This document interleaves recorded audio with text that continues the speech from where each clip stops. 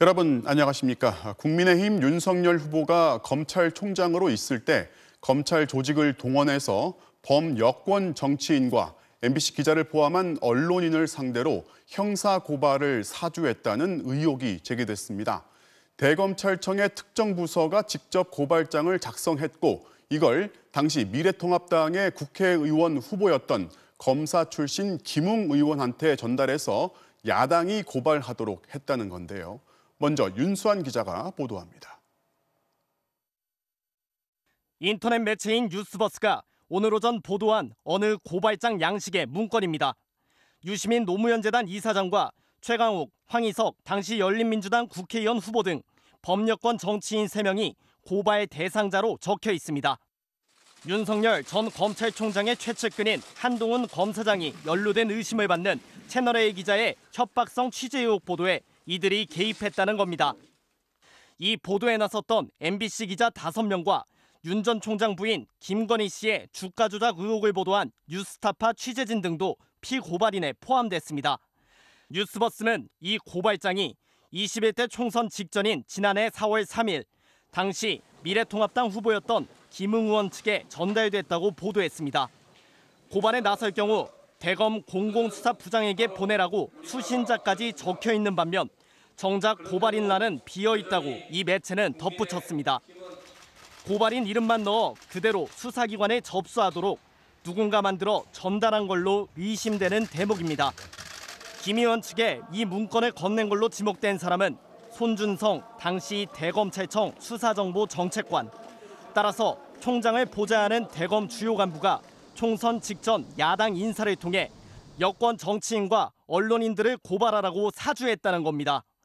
보도에 따르면 송 검사는 고발장뿐 아니라 윤 전 총장 관련 의혹을 제보한 제보자 X의 과거 범죄 판결문과 정치인들의 SNS 게시물 등 고발 참고 자료까지 정리해 야당 측에 넘긴 걸로 알려졌습니다. MBC는 의혹의 핵심 당사자인 손준성 검사의 현재 근무 중인 대구 고검을 찾아가고 통화를 시도했지만 접촉하지 못했습니다. 다만 송 검사는 해당 보도에 진위를 묻는 문자 메시지에 그런 사실이 없다는 짤막한 답변으로 의혹을 모두 부인했습니다. MBC 뉴스 윤수환입니다. 고발장을 작성해서 김웅 의원한테 전달했다는 의혹을 받고 있는 손준성 검사는 당시 대검의 수사정보정책관이었습니다.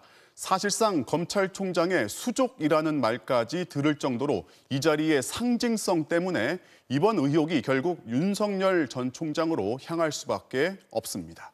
이어서 이재욱 기자입니다. 현직 검찰 간부가 정치인과 언론인들에 대한 고발을 사주했다는 초유의 의혹이 불거지자 대검찰청은 충격과 당혹감에 휩싸였습니다. 김호수 검찰총장은 즉각 대검감찰부에 진상조사를 지시했습니다. 검찰은 특히 손준성 검사가 현직 판검사들만 열람할 수 있는 실명 판결문을 유출한 의혹에 주목하고 있습니다. 문제의 판결문 사진 윗부분에는 손준성 보냄이라고 적혀 있고 피고인의 이름과 주민번호, 현 주거지 등 개인정보가 그대로 드러나 있습니다. 이런 형식으로 발신자의 이름이 표시되는 건 특정 SNS에서 사진 파일을 전송할 때 나타나는 현상인 걸로 파악됐습니다. 송 검사는 의혹을 전면 부인하고 있지만 사실로 밝혀질 경우 징계는 물론 형사처벌 가능성도 있습니다. 이 형사 판결문 아주 중요하고 핵심적인 내밀한 개인정보라고 할 수밖에 없습니다. 그런 개인정보를 담긴 내용들을 유출했다면 개인정보보호법 위반으로 또 처벌될 가능성이 높습니다. 더욱이 손준성 검사가 당시 각종 범죄 정보를 수집해 검찰총장에게 직접 보고하는 직책에 있었던 만큼 파문은 쉽게 가라앉지 않을 전망입니다. 송 검사가 맡았던 대검 수사정보정책관은 주로 총장의 최측근 인사가 기용되는 걸로 알려져 있습니다. 이 때문에 이번 의혹이 윤석열 당시 총장과 무관하지 않을 거란 관측도 나오고 있습니다. 송 검사는 지난해 윤 전 총장의 징계 사유가 된 이른바 판사사찰 문건 작성을 지휘하고 윤 전 총장에게 보고한 당사자기도 합니다. 검찰의 정치적 중립 의무와 관련된 것이기 때문에 매우 중대한 사건이라고 생각을 합니다. 박범계 장관은 다만 법무부 차원의 감찰 가능성 등에 대해선 대검의 자체 조사를 지켜본 뒤 결정하겠다고 밝혔습니다. MBC 뉴스 이재욱입니다. 검찰한테에서 고발장을 전달받은 당사자로 지목된 국민의힘 김웅 의원은 기억나지 않는다는 모호한 입장을 밝혔습니다. 그러면서 고발장을 당에 전달했다 해도 공익제보라서 문제 없다는 말도 했습니다. 윤석열 후보 측은 사주를 한 적이 없다는 말로 의혹을 부인했습니다. 김정인 기자입니다. 작년 총선 직전 해당 고발장을 전달받은 당사자로 지목된 국민의힘 김웅 의원은 사법연수원 동기인 손준성 검사와 각종 자료를 주고받았음을 부인하지는 않았습니다. 다만 문제의 고발장을 전달받았는지 또 누구에게 받았는지는 기억나지 않는다고 말했습니다. 보통 제보는 SNS 대화방으로 받는데 받는 즉시 대화방을 폭파해 기록이 남아있지 않다는 겁니다. 김 의원은 또 원전 수사 관련 제보들은 기억나지만 윤석열 당시 검찰총장과 부인 김건희 씨 관련 사건은 큰 건이 아니어서 기억나지 않는다고도 했습니다. 하지만 윤석열 당시 검찰총장 부부가 관련된 문제를 고발해달라는 현직 검찰 강부의 요청은 정치적으로 민감한 문제일 수밖에 없습니다. 그런데 그런 요청이 있었는지 없었는지조차 기억나지 않는다는 해명은 선뜻 납득이 되지 않습니다. 김 의원은 또 만약 고발장을 받아서 당에 전달했더라도 공익 제보인 만큼 문제될 게 없다고 주장했지만 검찰총장의 측근인 검찰 간부의 요청이라면 문제가 완전히 달라질 수밖에 없습니다. 김 의원은 다만 해당 고발장으로 실제 고발한 사실은 없다며 청부 고발 의혹은 전면 부인했습니다. 이준석 대표는 아직 사실관계가 다 파악되지 않았다며 해명을 유보했습니다. 사실관계 파악되는 대로 좀 더 이 부분에 대한 판단은 할 수 있지 않겠나. 지금으로서는 저는 별다른 입장은 없습니다. 손준성 검사에게 고발을 지시한 게 아니냐는 의혹이 제기된 윤석열 전 검찰총장은 일단 당시 고발을 사주한 적이 없다고 선을 그었습니다. MBC 뉴스 김정인입니다. 윤석열 후보 측은 의혹을 강하게 부인했지만 정치권은 여야 모두 시끄러웠습니다. 여당 후보들은 일제히 검찰의 정치 개입이라면서 공격했고 야권에서도 윤 후보가 직접 해명해야 한다는 견제가 나왔습니다. 이어서 이학수 기자입니다. 긴급 기자회견을 연 민주당 이낙연 전 대표는 윤석열 검찰이 이렇게 타락했냐며 윤 전 총장의 보복 수사, 검찰권 사유화라고 이번 사건을 규정했습니다.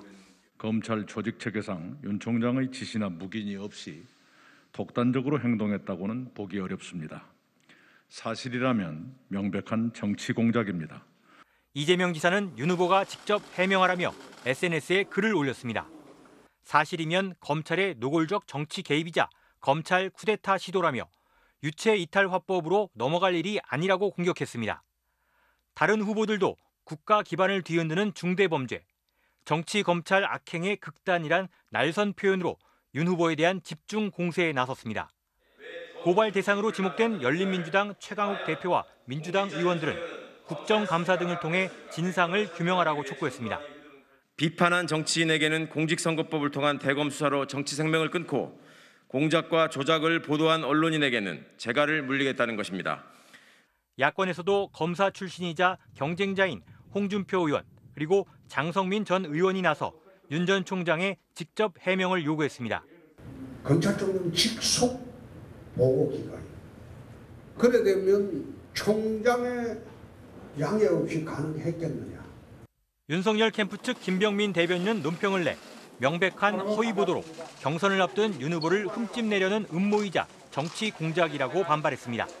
또 고발장은 실체도 불분명하다며 해당 매체에 대한 단호한 법적 조치를 취하겠다고 경고했습니다. MBC 뉴스 이학수입니다.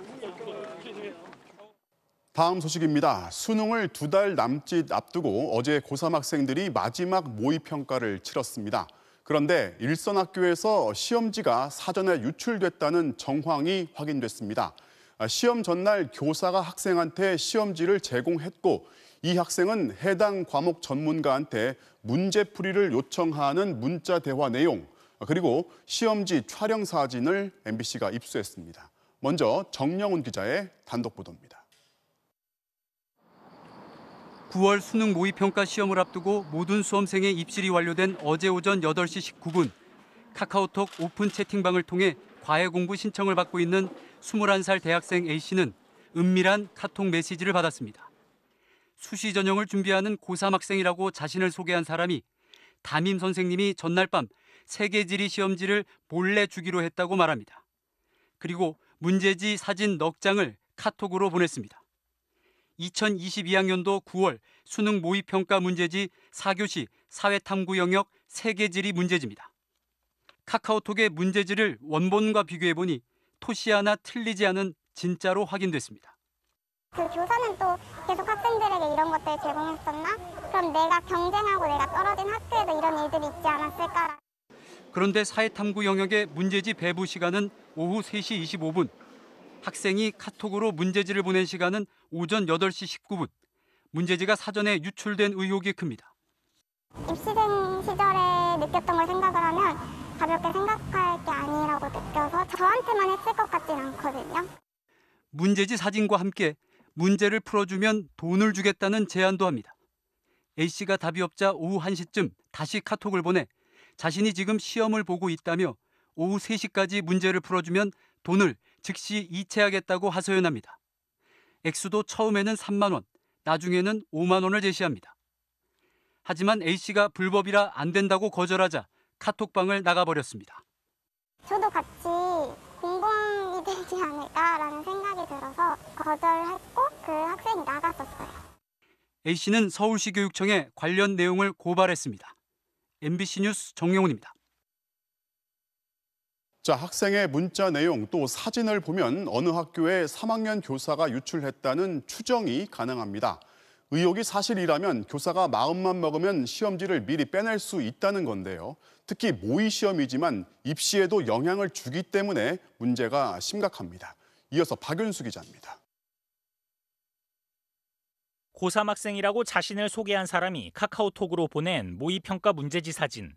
사진 우측 상단에 자율학습 현황 3-1이라는 문구가 선명합니다. 3학년 1반 9월 자리 배치표라고 쓰인 문서엔 해당 학급의 학생으로 추정되는 3명의 이름도 나타납니다. 누군가 문서 위에 모의평가 문제지를 놓고 사진을 찍은 겁니다. 학사관리 차원에서 작성된 문서여서 문제지를 찍어서 유출한 사람이 담임교사나 학교 관계자일 가능성에 무게가 실립니다. 스카이캐슬이나 이런 데 나올 법한 일이라고 생각이 들었어요. 입시가 고등학교 학생들한테는 인생의 목표잖아요. 전부인데 그거를 너무 가볍게 생각하는 것이 아닌가. 수능 모의평가 문제지는 시험 이틀 전 학교에 도착합니다. 시험을 주관하는 한국교육과정평가원의 시행 지침에는 문제지 봉투를 어떠한 경우에도 사전에 개봉할 수 없도록 명시돼 있습니다. 일선 학교에서는 잠금 장치가 있는 장소에 문제지를 보관하도록 돼 있습니다. 이번 유출 의혹을 보면 해당 학교의 문제지 관리와 보안에 구멍이 났다는 걸 알 수 있습니다. 그러면 왜 부정한 방법으로 모의평가 점수를 올리려 한 걸까? 카톡을 보낸 학생은 수시 입학을 위해 학교장 추천을 받으려면 9월 모의평가 성적이 반영되는데 학교장 추천을 쓰게 될 줄 몰라서 세계지리 과목의 공부가 안 된 상태라고 언급했습니다. 9월 모의평가 성적이 수시 전형에서 중요한 역할을 한다는 겁니다. 학교장 추천을 경쟁적으로 받으려고 하는 학교에서는 어떤 내신 성적이라든지 비슷한 상황에서 9월 모평 결과가 어떻게 보면 최종 선택의 결정적 변수로 될 수도 있는 거죠. 교육부는 이번 사건에 대한 조사에 들어갔습니다. 사실관계를 확인하는 게 우선일 것 같습니다. 그리고 서울시 교육청에도 신문고를 내셨다고 하니까 그 부분 저희도 좀 확인을 해봐야 될 것 같아요.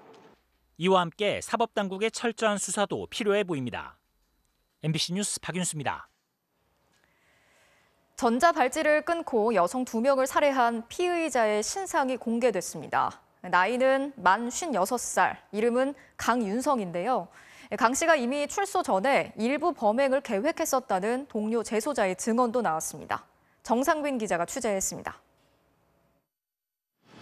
경찰이 전자발찌를 훼손하고 여성 2명을 살해한 피의자의 신상정보 공개를 결정했습니다. 1965년생 만 56살, 이름은 강윤성입니다. 경찰은 7명의 심의위원 논의 결과 강 씨가 잔인한 범죄를 저질러 사회 불안을 야기했고 CCTV 영상 등 증거가 충분한 점과 범죄 예방 효과 등을 고려했다고 밝혔습니다. 강 씨는 두 번째 피해자인 50대 여성을 살해한 동기가 금전 문제 때문이라고 진술했는데 지난 5월 출소 직후에도 주변에 금전과 관련된 발언을 했습니다. 수감 중 알게 된 심리치료 강사와의 전화통화에서 돈을 많이 벌겠다고 말했다는 겁니다. 뭐 몇 달 후에 1년 후에 나는 더 이보다 더 난 타워 팰리스가도 들어갈 수 있다. 그런 의욕이 제가 굉장히 강해요. 두 번째 피해자는 강 씨가 감옥에 있는 기간 편지를 주고받으며 알게 된 사이로 영치금 등으로 2천만 원을 보냈던 것으로 전해졌습니다. 첫 번째 피해자인 40대 여성에 대해선 범행을 미리 계획했었다는 증언이 나왔습니다.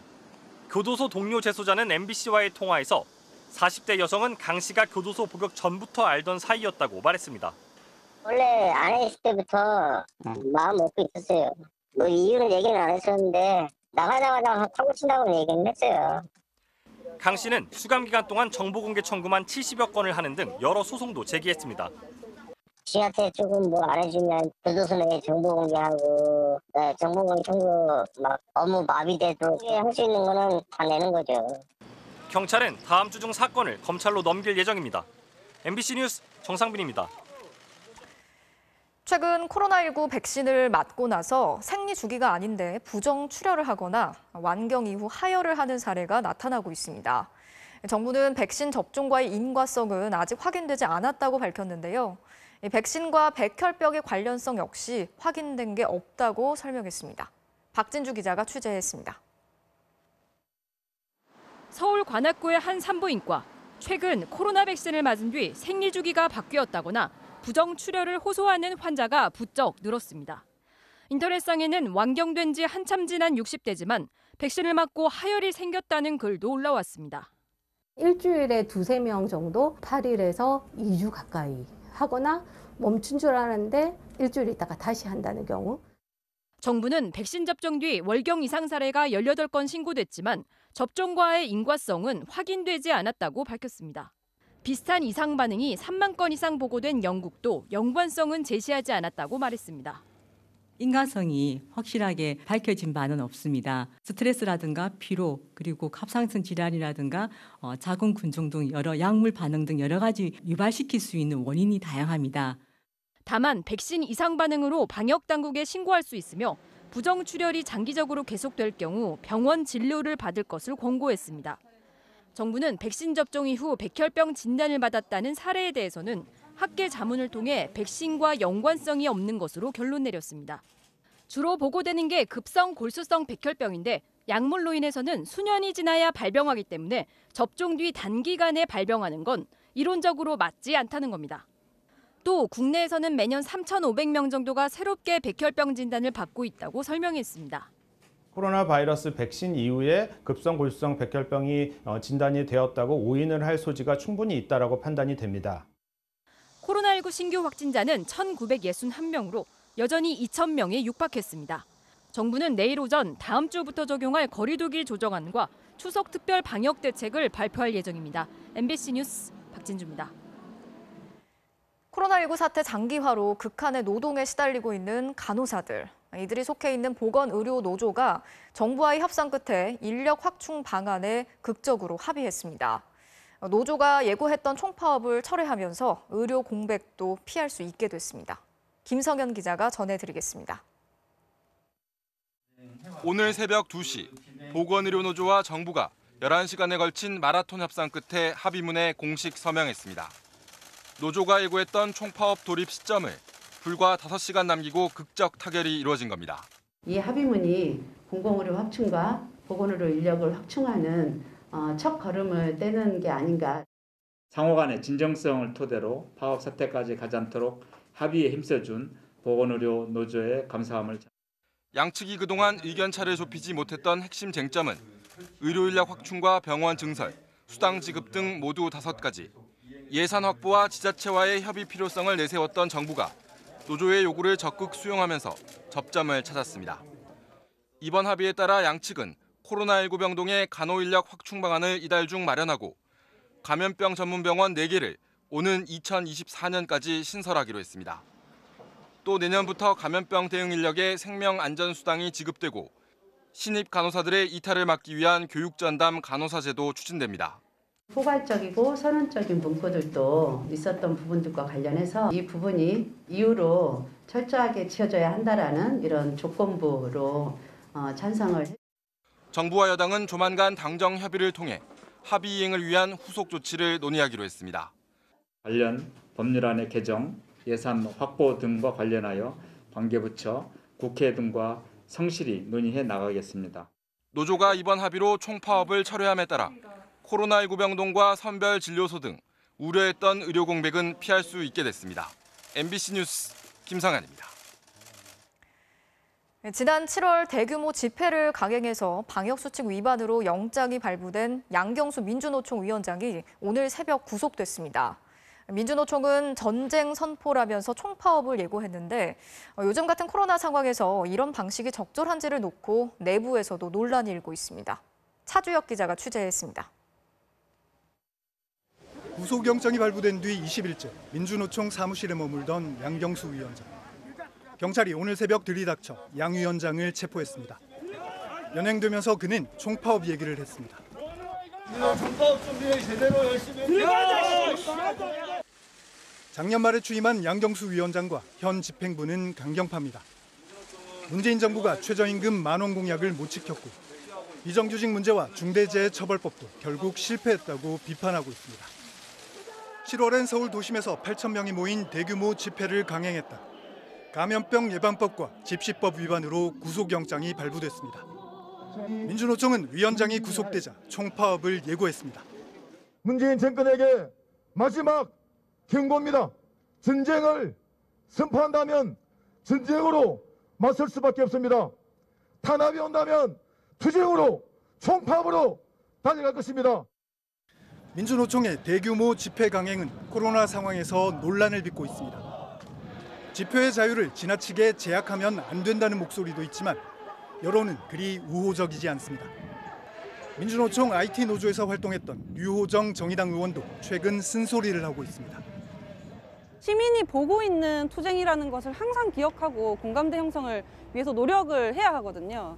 그런데 이번에 그것이 잘 안 됐다고 보고요. 정말 아프고 슬픈 상황이지만 실패한 프로젝트라고 저는 봐야 한다고 생각합니다. 안 그래도 강경하던 민주노총 지도부. 위원장 구속으로 정부와 갈등이 더 커질 것으로 보입니다. MBC 뉴스 차주혁입니다. 영국의 자존심이라 불리는 최신의 항공모함 엘리자베스호가 동해상에서 우리 해군과 합동훈련을 벌였습니다. 우리 군도 항공모함 도입을 준비하고 있다 보니 이번 훈련에 남다른 의미가 있어 보입니다. 훈련 현장을 남효정 기자가 소개합니다. F-35B 전투기가 스키점프대 모양의 활주로를 달려 힘차게 떠오릅니다. 이륙에 걸린 시간은 단 5초. 또 다른 F-35B도 곧바로 날아오릅니다. 이런 전투기를 36대나 실을 수 있는 65,000톤급 영국의 경항공모함 퀸 엘리자베스함입니다. 승조원 1,600명, 아파치나 수송 헬기도 여러 대 실을 수 있어 움직이는 군사기지로도 불립니다. 앞서 남중국해 등에서 미국, 일본과 연합훈련을 한 퀸 엘리자베스 항모전단은 지난달 30일부터 사흘간 동해에서 우리 해군과 합동훈련을 가졌습니다. 이번 훈련은 미중 경쟁으로 중요해진 인도-태평양 지역의 동맹의 연대를 과시하려는 의도입니다. Increasingly, the Indo-Pacific region is strategically important for the United Kingdom and the Royal Navy. It's really important that we train with our allies in this region, of which the Republic of Korea is clearly one of those. 2033년까지 3만 톤급 경항공모함을 도입하려는 우리 해군 사업에도 참고가 됐습니다. 10만 톤에 육박하는 미국의 대형 항공모함보다 6만 톤급의 영국 경항공모함이 크기와 기능 면에서 더 유사합니다. 우리 해군이 현재 추진하고 있는 경항공모함 같은 경우에도 F-35B와 동일한 기종을 사용할 예정이기 때문에 퀸 엘리자베스함의 방안은 많은 참고가 될 것으로 보여집니다. 국방부는 내년도 국방 예산에 사업 착수금으로 72억 원을 배정했습니다. 하지만 수조 원에 이르는 막대한 비용과 전략적 필요성에 대한 논란으로 사업 추진이 쉽지는 않은 상황입니다. MBC 뉴스 남효정입니다. 자사 제품인 불가리스가 코로나19를 억제하는 효과가 있다고 홍보한 혐의로 경찰 수사를 받아온 남양유업의 전 현직 임원 4명이 검찰로 넘어갔습니다. 과장 광고의 혐의가 인정된다고 판단한 겁니다.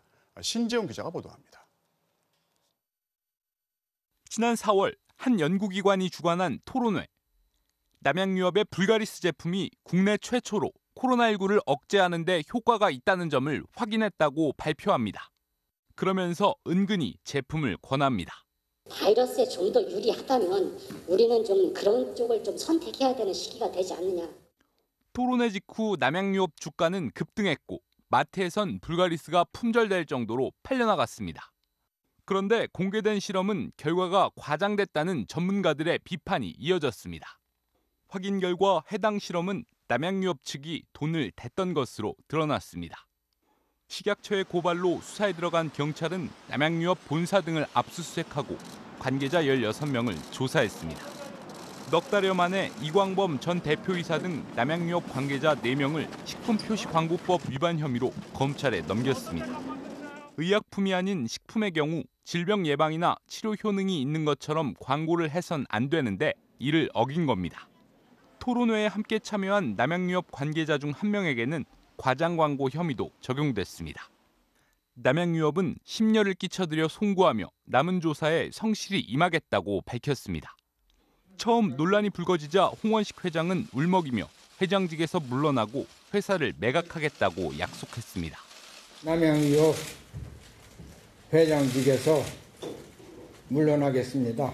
자식에게도 경영권을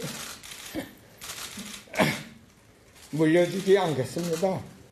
하지만 사태가 어느 정도 잠잠해진 최근 주식을 팔겠다는 계약을 취소하면서 회사 돈 유용 의혹으로 해임된 장남을 복직시키고 차남은 임원으로 승진시켰습니다. MBC 뉴스 신재용입니다. 그야말로 배달의 시대입니다. 방역을 위해 거리를 두어야 하는 상황, 또 편리함 때문에 그렇지만 그들의 질주가 눈살을 찌푸리게 할 때도 있습니다. 저희는 배달 오토바이가 폭주하는 실태, 그리고 이들이 폭주를 할 수밖에 없는 사정, 이 두 현장을 취재했습니다. 배달 오토바이 단속 현장부터 손하늘 기자가 취재했습니다. 지난 5월 서울 상암동 50대 배달 노동자가 빨간불을 무시하고 왕복 6차로를 건너다 SUV 차량에 치여 그 자리에서 숨졌습니다. 석 달 뒤 다시 찾아간 사고 현장. 1분도 채 안 돼 배달 오토바이 한 대가 버젓이 신호 위반을 하더니 횡단보도를 건너는 보행자 앞으로 지나갑니다. 아무 데서나 유턴은 기본. 오토바이 통행이 금지된 횡단보도로 사람들과 함께 길을 건너고 아예 대놓고 인도 위를 달려갑니다. 취재진이 지켜본 30분 동안 신호 위반 11건, 인도 주행 8건, 횡단보도 통행 4건, 불법 유턴과 중앙선 침범 5건 등 모두 28건의 위반 사항이 포착됐습니다. 1분에 1건 꼴입니다. 갑작스레 새파란 불인데도 그냥 확 지나가는 바람에 너무 깜짝 놀란 적이 몇 번 있어요. 배달 오토바이 사고와 민원이 급증하면서 경찰도 일제 단속에 나섰습니다. 신호가 바뀌자 갑자기 정지선 앞으로 끼어드는 오토바이. 정지선 앞으로 끼어드시면 안 됩니다. 이게 바로 도로교통법 23조 위반입니다. 승용차와 똑같이 생긴 암행 순찰차도 나섰습니다. 좁은 골목에서도 시속 80km가 넘게 달리는 오토바이. 너무 빨라 추격에 실패합니다. 한 오토바이는 어린이 보호구역에서 신호를 3번이나 연달아 위반하고 빨간불에 두개 껐습니다. 또 다른 운전자는 빨간불에 불법 좌회전을 합니다. 이게 좀 급하셨어요? 큰 사고를 시키는데 그렇게 잘... 죄송합니다. 배달하고 있습니다.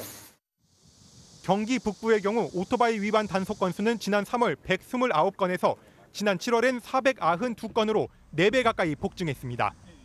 주로 이제 식사 시간 전후로 해가지고 물론 시간이라든지 건수에 쪼달리다 보니까 위반들을 많이 하고 계시는데 신호점 잘 좀 지켜줬으면.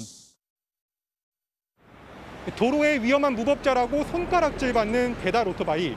그런데 이 오토바이를 운전해야 하는 노동자의 입장은 어떨까요? 그들은 왜 무법 운전을 해야 하는 건지, 폭증한 배달 시장의 모습은 어떤지 직접 따라가 봤습니다. 사무실과 아파트가 함께 모인 신도시. 점심시간에 배달 오토바이가 출발합니다. 출발과 동시에 신호를 위반하며 사라져 쫓아가기도 어렵습니다. 12차로 도로에서 줄줄이 신호를 어기고 차들 사이를 요리조리 가로질러 겨우 도착하지만 돌아오는 말은 늦었다는 독촉입니다. 다른 식당에서 음식을 받은 다음엔 인도까지 가로질러 달립니다. 바로 여기에서 올라오면 바로 올라올 수 있잖아요. 그러니까 되게 급할 때는 이렇게 해요. 엘리베이터를 기다리는 시간도 길게만 느껴집니다. 지금도 한 5분 이상 걸린 것 같은데요. 엘리베이터가 층마다 거의 서요. 여기도 상업용 건물이라 엘베가 많이 막힐 거란 말이에요. 비가 내리면 사람들이 외출을 꺼리면서 주문이 더 늘어납니다. 빗길을 달리면서 확인한 고객의 메시지, 빨리 와달라는 내용입니다. 이런 독촉 문자는 수시로 날아옵니다. 다른 배달 오토바이는 아파트 단지로 향했습니다. 그런데 이곳은 위험하다며 아예 오토바이가 못 들어오게 막아놔 입구부터 걸어서 배달해야 합니다. 오토바이를 타고 여기는 들어오면 안 된다라고 말씀을 많이 하시거든요. 많이 막혀요. 이것 때문에 뭐 경찰 온 것도 있고. 남들이 퇴근할 때 더 바빠지는 배달 노동자. 사회적 거리 두기로 음식점과 카페의 영업시간이 줄어들었기 때문입니다. 이 배달업체 지점에선 40명이 주문을 받고 계속 거리로 나서지만 20개 넘게 쌓인 주문은 줄지를 않습니다. 3, 40콜 정도 수행했다고 치면은 지금 한 5, 60콜 정도 수행해요. 5시부터 한 9시 그 시간은 정말 진짜 미친 듯이 돌고 이게 나머지 그 위에 시간들이 그 전 코로나 전의 피크타임처럼 됐어요. 작년 온라인 음식 배달 금액은 17조 4천억 원, 1년 전보다 78.6% 폭증했고 배달 노동자는 39만 명, 2013년 이후 가장 많습니다. 주택가 한가운데 들어선 배달 대행 업체. 어린이공원 바로 옆에 오토바이 수십 대가 진을 치고 있습니다. 이렇게 대로변이나 이런 데로 하면 저희도 참 좋은데 대로변으로 가게 되면 인도에 세워놔야 되네. 그러면 통행이 더 문제가 될 거고. 배달의 편리함은 일상이 됐지만 역설적으로 배달 오토바이는 눈살부터 찌푸리는 대상이 됐습니다. 남들께 그냥 소리 막 치고 왔다 갔다 하니까 안 그래도 시끄럽죠. 애들끼리 막 떠들고 얘기하는 게 다 들려요. 그게 안 좋죠. 아이들 다치려고 하면 몇 번이나 분들하고 싸움이 되고 그렇기 때문에. 배달 노동자들은 위험한 운전의 책임을 자신들에게 묻는 게 맞냐고 되묻습니다. 태풍이 오는 날도 배달이 떠요. 한 번쯤은 생각해봐 주셨으면 좋겠어요. 이 일을 하는 사람들이 사람이라는 걸. 정말 기사들이 희생을 해서 갈아 넣어서 지금 하고 있다는 말이 그런. 편리함이 커진 대신 배달 노동자는 물론 시민 모두의 안전을 볼모로 한 사회적 비용도 눈덩이처럼 커지고 있습니다. 스마트폰 보급으로 급성장하던 배달 시장. 코로나19로 미처 준비할 새도 없이 더욱 커져버렸지만 새로운 기준을 만드는 작업은 이제 겨우 걸음마 단계입니다. MBC 뉴스 손하늘입니다.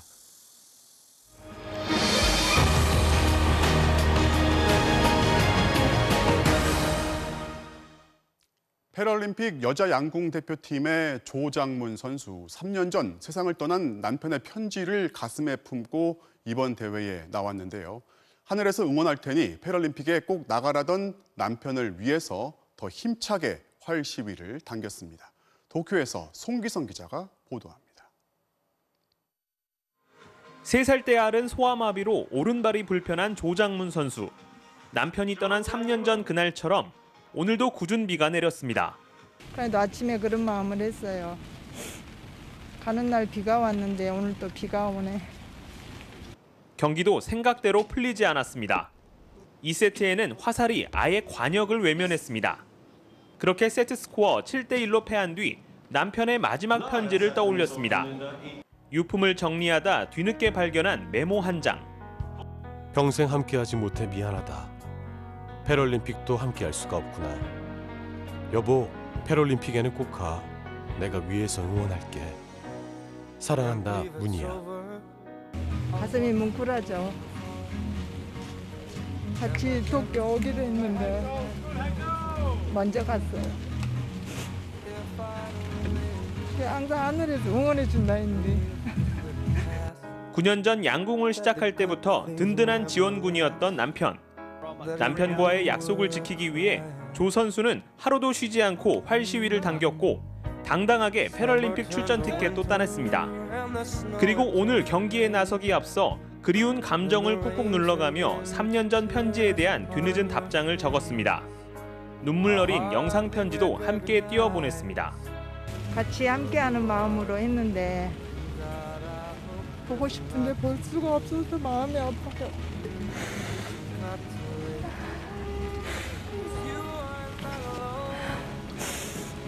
항상 가슴에 품고 있습니다. 누구보다 승리를 바랬을 남편을 위해 더 힘차게 활시위를 당겼습니다. 그런 그의 진심은 분명 하늘에도 전해졌을 겁니다. 도쿄에서 MBC 뉴스 송기성입니다. 네, 국민의힘 대선 경선은 누군가를 당선시키기 위해서가 아니라 누군가를 떨어뜨리기 위해서 일부러 다른 후보를 선택할 수 있다는 이른바 역선택의 방지 조항을 두고 후보들 사이 갈등이 격해지고 있습니다. 찬성과 반대의 이유, 그리고 실제로 가능한 건지 김지경 기자가 취재했습니다. 지난달 MBC 여론조사에서 보수진영 대통령 후보로 누가 적합한지 묻자 윤석열 22.8, 홍준표 14.5, 유승민 10.2%였습니다. 그런데 민주당 지지자들만 보면 홍준표 18.1, 유승민 15.3%로 5.6%에 그친 윤석열 후보를 크게 앞섰습니다. 이를 두고 윤석열 후보 측은 만만한 야당 후보를 뽑으려는 여당 지지층의 역선택이라며 경선 여론조사에서 이들을 빼야 한다고 주장합니다. 이를테면 정권 교체를 지지하는 사람들만을 상대로 후보 선호도를 묻자는 겁니다. 정권 교체를 원하지 않는 분들이 국민의힘 대선 후보 결정 과정에 영향을 미친다고 하는 것이 문제가 되느냐 안 되느냐. 홍준표, 유승민 후보는 말도 안 된다는 입장입니다. 애초에 당심과 다른 민심을 반영하려고 국민 여론조사를 하는 건데 왜 일부 국민을 다시 배제하냐는 겁니다. 역선택 조항 넣자고 이야기하는 것은 반쪽 국민들만 데리고 경선하자 하는 거하고 똑같습니다. 역선택으로 후보를 바꾸는 게 실제로 가능한지도 논란입니다. 여론조사 전화를 받고 갑자기 전략적 선택을 하기도 쉽지 않은 데다 역선택이 있다 해도 영향은 적다는 게 대다수 전문가 의견입니다. 우리나라 국민들이 정치에 다른 데보다 관심이 더 있는 건 사실이지만 그렇게까지 적극적으로 해서 조직적으로 하는 거는 의미를 할 거다. 그래서 민주당 대선 후보 선거인단도 누구든 참여할 수 있도록 허용했고 심지어 국민의힘 김재원 최고위원까지 선거인단이 됐습니다. 다만 1, 2위 간 박빙승부라면 역선택이 변수가 될 가능성도 배제할 수 없습니다. 자칫 잘못하면 역전의 우려까지 있는 상황이기 때문에 지금 이렇게 룰의 전쟁에서 절대 양보하지 않겠다. 양측 간의 파열음이 심각하게 나고 있는 상황이 아닌가. 또 윤석열 후보 측 입장에서는 여당 지지자들이 홍준표 후보를 만만하게 생각한다는 낙인을 찍을 수 있어 역선택 논란을 굳이 피할 이유가 없어 보입니다. MBC 뉴스 김지경입니다. 올해 16살 줄넘기 국가대표 선수가 코치로부터 1년 넘게 성폭행을 당했다고 폭로했습니다. 코치는 성관계를 집요하게 요구했고 이를 거절하면 욕설과 폭언을 했다면서 문자 내용도 공개했는데요. 경찰이 수사에 착수했습니다. 조희영 기자가 단독 취재했습니다. 줄넘기 국가대표 선수 16살 A양. 지난해 초 A양의 훈련을 맡고 있는 26살 코치는 A양에게 자신의 집에서 합숙을 하라고 요청했습니다. 부모에겐 다른 선수들도 함께 있으니 걱정 말라며 안심을 시켰습니다. 어머니 걱정하지 마세요. 집도 멀고 힘드니까 제가 저희 방에서 이렇게 재우고 저희는 다른 방에 가서 잘 테니까. 합숙이 시작된 지 몇 달 후 코치는 A양을 성폭행했습니다. 피해자가 자필로 적어 내려간 진술서입니다. 코치가 운동 중간에 계속해서 성관계를 요구했고 알겠다고 대답하지 않으면 운동이 끝날 때까지 계속 요구했다. 때와 장소를 가리지 않았다고 썼습니다. 운동하고 야 니네 이거 1시간 더 연습하고 와. 그러면서 둘이 집에 가고 그랬다고 하더라고요. A양은 아파서 싫다고 거절도 해봤지만 괜찮으니 하자며 강요했고 끝까지 응하지 않으면 듣기 힘든 욕설이나 막말도 이어졌다고 주장했습니다. 코치와 A양이 나눈 SNS 대화 내용입니다. 코치가 A양의 외모를 비하하고 욕설을 합니다. 내가 안 이뻐했으면 욕을 먹었을 것이라고 말합니다. 그리고 저녁 먹고 갈 건지 하며 간접적으로 만남 요구를 하고 A양은 엄마가 데리러 온다고 거절하자 잘해주니까 호구로 본다며 욕을 합니다. 결국 A양은 미안하다며 다 자신의 탓이기에 기회를 달라고 말합니다.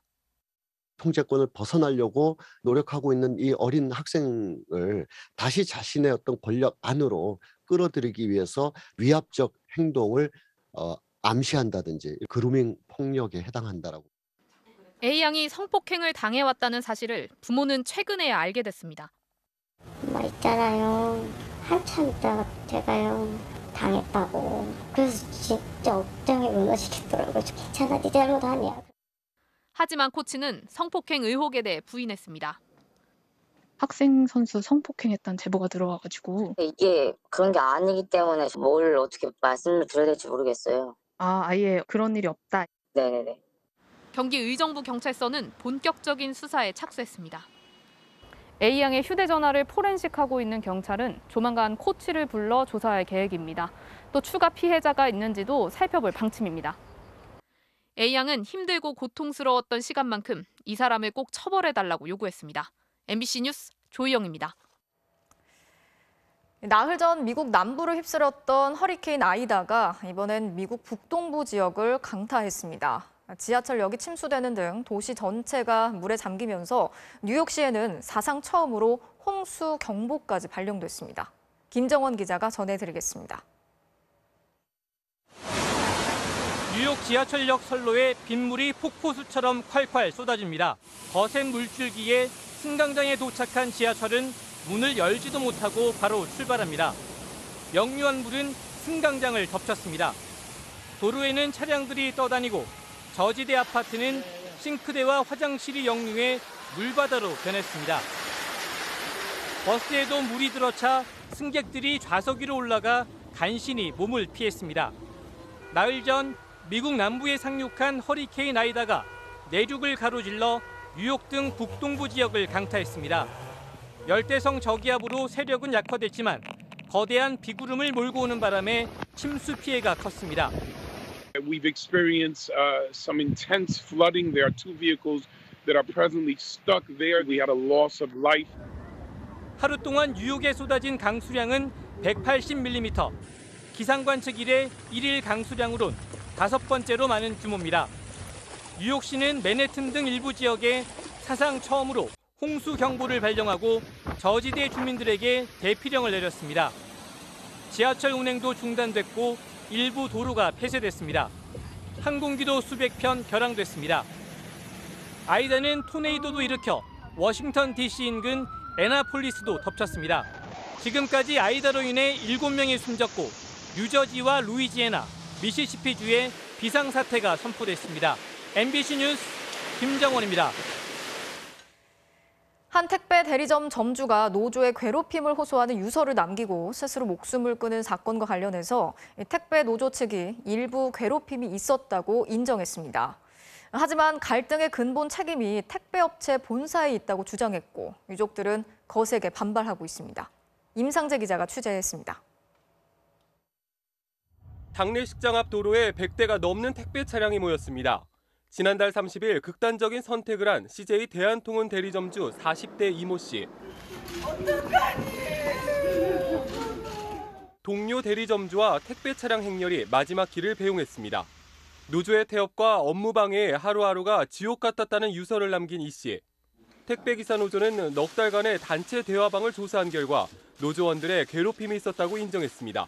인간적 모멸감을 줄 수 있는 내용의 글들을 단톡방에 게재한 사실을 확인했습니다. 항의의 글과 비아냥, 조롱 등의 내용이 노조는 사회적 비난을 달게 받고 징계도 추진하겠다면서도 모든 책임이 노조에게만 있는 건 아니라고 주장했습니다. 배송 수수료가 7년 동안 5차례나 깎인 데다 그나마도 제때 지급되지 않았기 때문에 발생한 일이라는 겁니다. 숨진 이 씨는 최근 대리점을 포기했는데 노조 측은 이 역시 본사의 압박 때문이라는 입장입니다. 하지만 유족과 동료 대리점주들은 대리점 포기도 노조원들의 횡포 때문이라고 맞섰습니다. 책임을 회피하기 위해 쏟아낸 헛된 말들이 마치 진실인 양 탈을 쓰고 돌아다닌다면 고인을 다시 한번 죽음으로 몰아넣는 것입니다. 그러면서 택배 노조가 다른 대리점주 지원자를 협박하는 내용의 음성 녹음도 공개했습니다. 계속 파업 개혁할 거니까 자신 있으면 오시고 아무 일면식도 없으신 분이 예의상 좀 어긋난다고 생각하지 않으세요? 자신 있으면 오시고요. 진짜 너 총파리야 그! 유족들은 잘못을 인정하지 않고 있는 노조의 애도를 진정한 것으로 받아들이지 못하겠다며 법적 책임을 묻겠다고 밝혔습니다. MBC 뉴스 임상재입니다. 구글과 애플의 앱을 사고 팔 때 양쪽 모두에서 돈을 떼는 걸 방지하는 이른바 구글 갑질 방지법. 세계에서 처음으로 우리 국회를 통과했죠. 전 세계 언론과 정부에서 큰 관심을 보이고 있는데 미국의 한 게임 제작자는 나는 이제 한국인이다라는 말로 찬사를 보내기도 했습니다. 오혜정 기자가 취재했습니다. 오늘 전 세계 개발자들은 자랑스럽게 나는 한국인입니다라고 말할 수 있습니다. 세계적인 게임 포트나이트 개발사 대표 팀 스위니가 한국의 구글 갑질 방지법 통과를 환영하며 올린 글입니다. 그는 한국이 최초로 오픈 플랫폼 권리를 인정했다며 개인용 컴퓨터 45년 역사에서 중요한 이정표라고 평가했습니다. 팀 스위니의 회사 에픽게임즈는 구글과 애플을 상대로 반독점 소송을 하고 있습니다. 세계 최초로 통과된 한국의 구글 갑질 방지법에 전 세계가 주목하고 있습니다. 월스트리트 저널은 구글과 애플의 지배력에 손상을 줄 수 있는 세계 첫 법률이라고 썼고 영국 파이낸셜 타임즈는 앱스토어 사업자가 쌓은 장벽에 처음으로 큰 균열을 냈다고 평가했습니다. CNBC도 빅테크 기업 독점 규제의 분수령이 될 것이라고 보도했습니다. 다른 나라들도 비슷한 법을 추진하고 있습니다. 지난달 미국 의회에는 한국과 비슷한 오픈 앱마켓 법안이 발의됐고 유럽연합도 플랫폼의 지위 남용을 막는 법안을 추진하고 있습니다. 구글 갑질 방지법은 다음 달부터 시행됩니다. 구글의 계획이 틀어진 건 물론이고 이미 30% 수수료를 부과하고 있는 애플도 한 발 물러섰습니다. 애플은 내년부터 넷플릭스와 스포티파이에게 수수료 없는 외부 결제를 안내할 수 있게 허용하기로 했습니다. 하지만 여전히 꼼수 가능성은 남아 있습니다. 다른 방법들을 써서 수수료를 부과하려고 하는 가능성이 높을 것으로 생각을 합니다. 좀 더 불편하게 만들어서 앱 결제를 높이는 방법을 쓸 수 있습니다. 거대 독점 플랫폼들의 통행세 징수를 막는 첫 번째 나라. 지금 전 세계가 한국을 주목하고 있습니다. MBC 뉴스 오혜정입니다.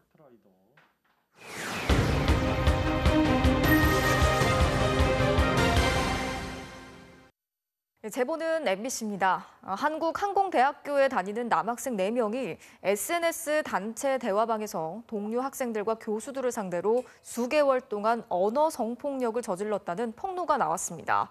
확인된 피해자들만 30명 이상인데 심지어 디지털 성범죄를 모의하는 대화까지 오갔던 것으로 드러났습니다. 고재민 기자가 피해자들 중 일부를 만나서 이야기를 들어봤습니다. 한국항공대학교 소속 남학생 4명이 참여한 단체 대화방. 한 여학생의 이름을 말하며 누드 사진을 확보해서 협박하는 방법밖에 없다고 하자 불법 음란물에 얼굴을 합성하는 디지털 성범죄, 딥페이크를 하자고 말합니다. 여성 피해자의 몸매와 옷차림 등 외모를 평가하는 발언도 수시로 이어집니다. 피해자들이 확보한 대화는 올해 2월부터 지난 8월까지 약 7개월 분량. 등장하는 피해자는 대부분 여학생, 교수와 일부 남학생까지 포함해 무려 30명이 넘습니다. 가해자들과 안면이 없는 학생까지 성적 발언의 대상이 됐습니다. 그냥 본 사람, 아니면 학교에 누구나 그냥 마주치는 사람, 수업을 같이 듣는 사람, 연락이 끊긴 예전 사람, 이런 사람 다 대상이 된다는 게. 가해자들은 모두 대학원을 진학할 계획이 있는 4학년들로 알려졌는데 조교가 되면 여학생에게 갑질할 수 있다. 속옷 벗겨야겠다는 말도 서슴지 않았습니다. 그 사람들이 어떠한 권력이라도 쥐어지면 또 하고 있는 게 성범죄 모의라는 게 저는 그게 너무 무서웠어요. 피해자들은 최근 학교 측에 이 사실을 신고했습니다. 제지를 하는 사람이 없어서 진짜 뭐 이거가 문제라고 생각을 안 하는 사람들이 많을 수도 있겠다. 경각심을 세워주기 위해서. 문제는 SNS에서 당사자 없이 나눈 성적 대화는 성폭력 처벌법 대상이 아니라는 점. 명예훼손이나 모욕죄 등만 적용돼 고소를 해도 성범죄로 취급받지 않습니다. 이 때문에 피해자들은 학교가 최소 무기정학 이상의 무거운 처벌을 내려야 한다는 입장입니다. 항공대 측은 신고 접수 다음 날부터 가해 학생들을 등교 금지시키고 온라인 수업도 참여하지 못하게 했다면서 추가 피해자가 있는지 조사해 최고 수준으로 징계하겠다고 밝혔습니다. MBC 뉴스 고재민입니다. 지난 1989년 수업 시간에 6.25 북침서를 가르치고 북한 체제를 찬양했다는 혐의로 해임돼 옥살이까지 했던 교사가 재심 끝에 무죄 판결을 받았습니다. 법원은 32년 전 수사와 재판 과정에서의 증거들이 대부분 증거 능력이 없거나 신빙성이 없다고 판단했습니다. 조미애 기자가 전해드리겠습니다. 진실 승리. 1989년 억울함의 손바닥에 썼던 문구가 이제 작은 손 현수막에 담겼습니다. 32년 만에 누명을 벗은 강성호 교사. 마침내 웃을 수 있었습니다. 32년 3개월이 걸렸습니다. 진실 승리라는 한 가지 마음으로 제가 여기 왔습니다. 강 교사는 지난 1989년 학교에서 6.25 북침서를 가르쳤다는 누명을 쓰고 징역 1년의 실형을 선고받은 뒤 학교에서도 쫓겨나야 했습니다. 억울한 판결을 받은 20대 청년은 50대 후반의 노신사가 되어 재심 재판장에 들어섰습니다. 그리고 무죄를 선고받았습니다. 재판부는 우선 6.25 북침서를 교육했다는 사실을 인정하기에는 증거가 부족하다고 설명했습니다. 또 불법으로 체포하고 구금하는 등 수사 과정에 문제가 있었고 강 씨가 작성한 진술서 등도 그 과정에서 만들어졌다고 덧붙였습니다. 지난 1989년 충북 제천에 있는 한 고등학교에서 수업을 하고 있던 강 교사는 교장실로 불려간 뒤 경찰서로 끌려갔습니다. 그리고 국가보안법 위반 혐의로 구속됐습니다. 통일이 되면은 여러분들도 금강산에 수학여행도 가보고 또 백두산 신흥여행도 가봐야 되지 않겠느냐. 근데 그 수업이 한 달이나 지난 후에 갑자기 북침서 교육으로 둔갑해서 그리고 북한을 찬양 고무했다는 혐의까지 더해져 징역 1년 실형을 받았고 10년간 교단에 돌아오지 못했습니다. 국가보안법 유죄라는 꼬리표를 떼기 위해 2년 전 재심을 신청했습니다. 무리하게 공안 정국을 만들기 위해서 무리하게 유죄 판결을 한 것을 지금 다시 판결로서 바로잡은 겁니다. 재판부는 강 씨에게 이번 무죄 판결로 위안을 받길 바란다고 덧붙였습니다. MBC 뉴스 조미입니다.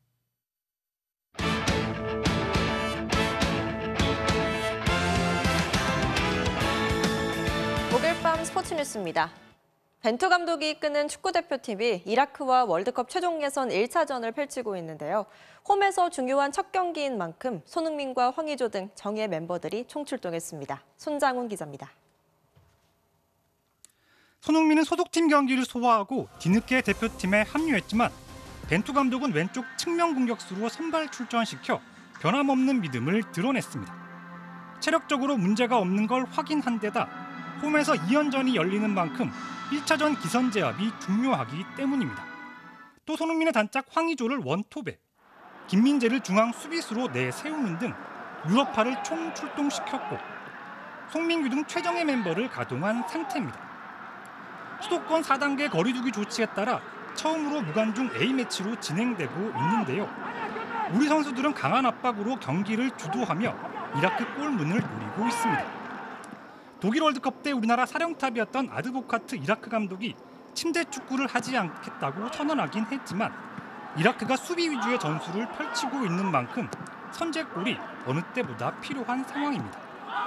이런 가운데 이라크 팬들이 SNS에 손흥민 선수를 밧줄로 묶은 합성 사진을 올려 축구 팬들을 자극하는 등 장외 신경전도 벌어지고 있습니다. MBC 뉴스 손장훈입니다. 도쿄 패럴림픽 탁구 단체전에서 우리 남녀 대표팀이 은메달 2개를 추가했습니다. 이명루 기자입니다. 대회 2연패에 도전했던 남자 대표팀은 중국과 대등한 경기를 펼쳤지만 마지막 고비를 넘지 못했습니다. 복식조로 나선 김영건과 김정기는 두 번째와 세 번째 게임 모두 듀스 접전을 펼쳤지만 0대3으로 패했습니다. 두 번째 단식에 출전한 김정길도 장애 등급이 덜한 선수와 맞붙은 힘든 경기에도 강력한 포핸드 드라이브를 앞세워 두 번째 게임을 가져가며 선전했습니다. 네 번째 게임, 5대5에서 이어진 긴박한 랠리에서 휠체어를 쉴 새 없이 움직여 점수를 가져오는 등 승부를 마지막 5게임까지 끌고 갔습니다.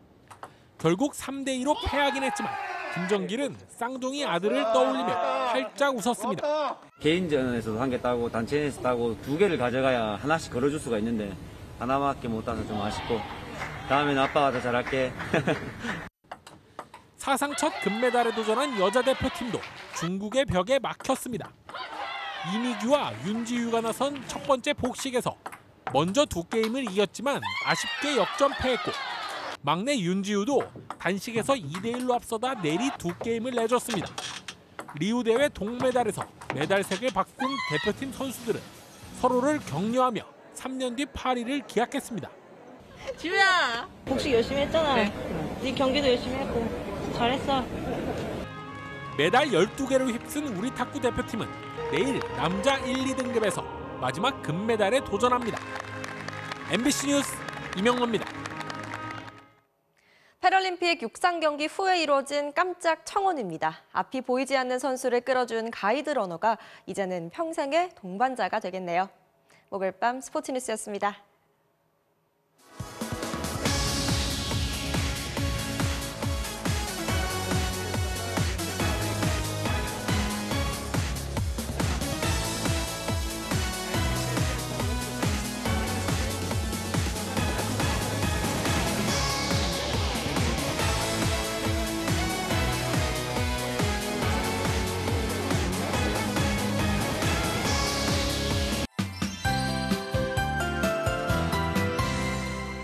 연일 이어지는 비 소식에 가을은 아직인 건가 싶지만요. 우리나라 북쪽부터 선선한 가을 기운이 스며들고 있습니다.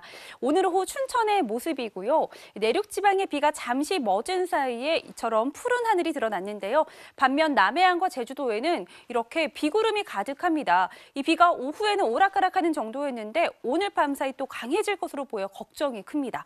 내일 새벽까지 시간당 50mm 안팎의 장대비가 쏟아지는 곳이 있겠고요. 특히 제주도에는 최고 100mm가 넘는 많은 비가 내리겠습니다. 비 피해 나지 않도록 주의하셔야겠습니다.